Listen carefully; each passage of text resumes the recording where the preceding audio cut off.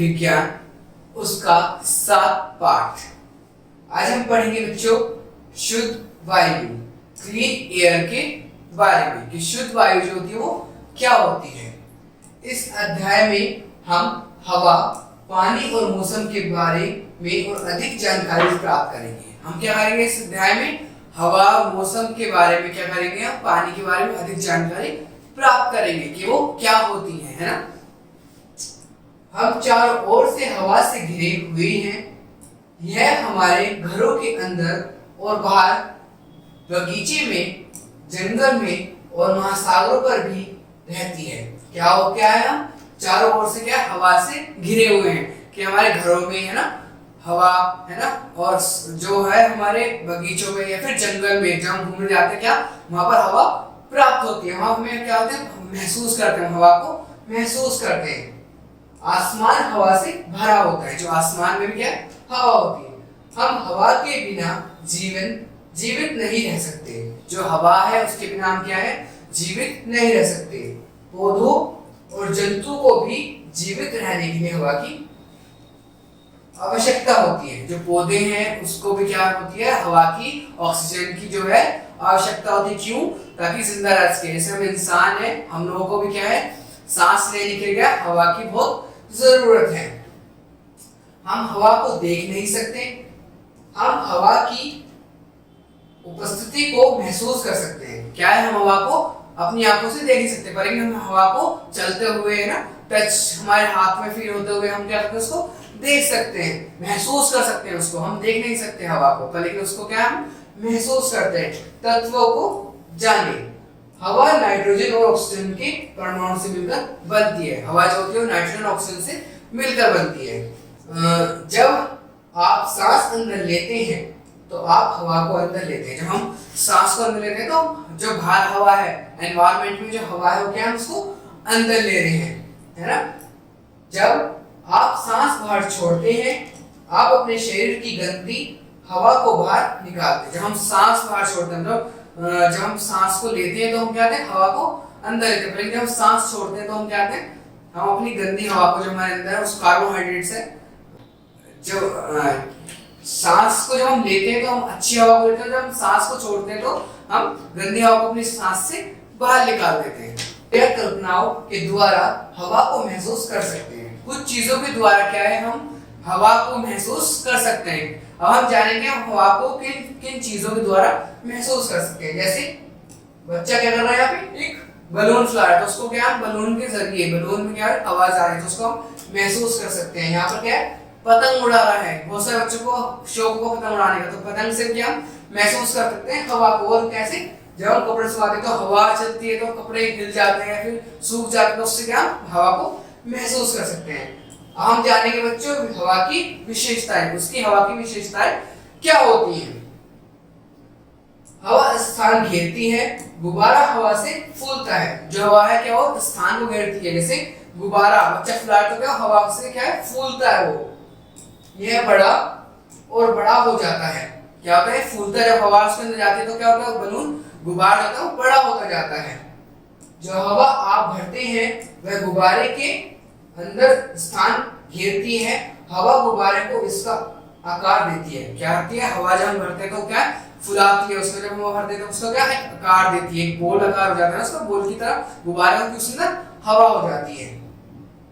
यदि आपकी साइकिल का टायर पंचर हो जाता है तो आप उसमें हवा भरते हैं। जहां साइकिल में या फिर बाइक्स में क्या होता है? पंचर हो जाता है तो बच्चों क्या होता है? उसमें हवा भरते हैं तो जब वो दोबारा से चलने लगती है। पर लेकिन जब हवा निकल जाए तो वो नहीं चल पाती, क्योंकि उसके अंदर क्या होगा? पंचर हो गया है। जैसे हम यहाँ पे देख रहे हैं बच्चों, क्या हो रहा है? बच्चा गुब्बारा फुला रहा है ना, गुब्बारा फुलाता हुआ लड़का। हम देख रहे हैं गुब्बारा जो है वो लड़का फुला रहा है। अब हम देखेंगे बच्चों हवा में भार होता है, मतलब हवा में क्या होता है? वेट होता है। हवा जो होती है भारी होती है। हवा के बिना गुब्बारे का वजन मापिए। अब हमें हवा, अब उसमें हवा भरिए। हवा के बिना क्या है? गुब्बारे का वजन मापिए, अब उसमें हवा भरिए। अब दोबारा मापिए। आप देखेंगे कि गुब्बारा का वजन बढ़ जाता है। यह प्रयोग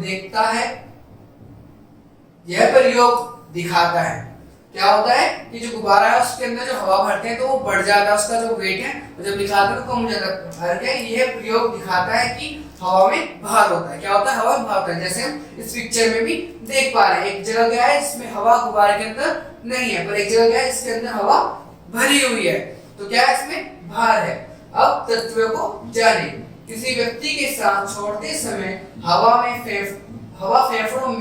फेफड़ों से 14 ऑक्सीजन और 4.4 कार्बन डाइऑक्साइड की मात्रा होती है। क्या होती है? जब हम ऑक्सीजन लेते हैं, है ना, तो क्या होता है? ऑक्सीजन होती है। हम हवा लेते हैं, ऑक्सीजन है, और जब हम छोड़ते हैं तो कार्बन डाइऑक्साइड को हम छोड़ते हैं। हवा के विभिन्न नाम होते हैं। अब हम क्या जानेंगे बच्चों कि हवा के क्या-क्या नाम उसको बताई जाती है। जब हवा धीरे-धीरे चलती है, जब क्या होता है धीरे-धीरे चलती है, क्या कहते हैं उसको? तो यह समीर कहलाती है। क्या होती है? समीर कहलाती है। हल्की हवा जब चलती है ना, तेज चलने वाली हवा पवन कहलाती है, जो कि तेज आंधी है ना, उसको क्या कहते हैं? पवन कहते हैं। जब गर्जन और प्रकाश के साथ पवन वर्षा होती है तो वह तूफान कहलाता है। जब वर्षा होती है, जब बादल गरजते हैं तो उसको कहते हैं तूफान। जब बारिश आती है ना, कहते हैं तूफान आ गया भाई, तो उसको क्या कहते हैं? तूफान कहते हैं, बहुत तेज होती है। अब हम क्या जानेंगे? हवा के प्रयोग। हवा के जो है प्रयोग कौन कौन से होते हैं? हवा सांस लेने में हमारी सहायता करती है। सबसे पहला क्या है बच्चों? जो हवा होती है हमें करती है सांस लेने में, हमें ऑक्सीजन में क्या होती है? सहायता करती है। हवा वस्तुओं को चलाने में भी सहायता करती है। क्या होती है हवा? वस्तुओं को, जैसे साइकिल को है ना, टायर में हवा डालते हैं तो उसको चलाने में हमारी सहायता करती है। हम यहाँ पर देखेंगे ये क्या है? पवन चक्की। ये क्या आती है? इससे क्या ये चक्की जो है, ये फैन जो है चलता है। ये क्या है? नाव है ना। ये क्या होती है? हवा के जरिए, ये रहा, इसके जरिए जो इसके ऊपर बना होता है, इससे क्या हवा आगे को बढ़ती है। और ये क्या है? पैराशूट है ना, पैराग्लाइडिंग जो हम करते हैं उसमें देखते हैं कि उससे क्या हवा के जरिए हम कहीं भी एडवेंचर जाते हैं तो हवा के जरिए वो चलाया जाता है। अब हम बच्चों पढ़ेंगे सजीव वस्तुओं को हवा की आवश्यकता होती है। जो जीवित वस्तु है उसको क्या होती है? हवा की, ऑक्सीजन की क्या होती है? बहुत जरूरत होती है। सभी सजीव वस्तुओं को हवा की आवश्यकता होती है। पौधों को भी सांस लेने के लिए हवा की आवश्यकता होती है। क्या होती है? सजीव वस्तु, जो जीवित वस्तुएं जो होती है उनको क्या होती है? हवा की आवश्यकता है। और पौधों को भी, जो प्लांट्स होते हैं उनको भी क्या होती है? हवा लेने की, मतलब सांस लेने की क्या है? ऑक्सीजन की जरूरत होती है बढ़ने के लिए। जंतुओं को सांस लेने के लिए हवा की आवश्यकता होती है। जो जंतु होते हैं, जो एनिमल्स होते हैं ना, जो जानवर होते हैं, उनको भी हवा की जरूरत होती है। मछलियां पानी में मिली हवा से सांस लेती हैं। क्या होती है? मछलियां पानी में मिली हवा से सांस लेती हैं। जो पानी के अंदर होती है उसकी वजह से वो सांस लेती है, हवा की वजह से। ये अपने फेफड़ों द्वारा सांस लेती है। इनके जो फेफड़े होते हैं है ना, उनके द्वारा क्या होती है? सांस लेती हैं मछलियां। बच्चों अब हम जानेंगे कि हम इस चीज को याद कैसे रखें। हम चारों ओर हवा से घिरे हुए हैं। क्या है? हम चारों ओर, हमारे चारों ओर क्या है? हवा है। हम हवा से घिरे हुए हैं। हम बिना हवा के जीवित नहीं रह सकते। हम ऑक्सीजन के, हम हवा के बिना क्या है बच्चों? जीवित नहीं रह सकते। हवा सांस लेने में हमारी सहायता करती है। जो हवा होती है क्या होती है? हमें सांस लेने में। ऑक्सीजन क्या होती है? हमारी सांस लेने में जो ऑक्सीजन हमारी सहायता करती है। तो बच्चों आज हमने जाना शुद्ध हवा है ना, शुद्ध वायु है ना, शुद्ध हवा, क्लियर एयर क्या होती है ना, उसके बारे में हमने जाना। और हमें मनुष्य को या फिर हम एनिमल्स को या फिर प्लांट्स को हवा की जरूरत क्यों होती है, हम उसको कैसे कैसे बता सकते हैं। आज हमने जाना है बच्चों इस क्लास में कि जो शुद्ध वायु होती है वो क्या होती है। ओके, थैंक यू बच्चों।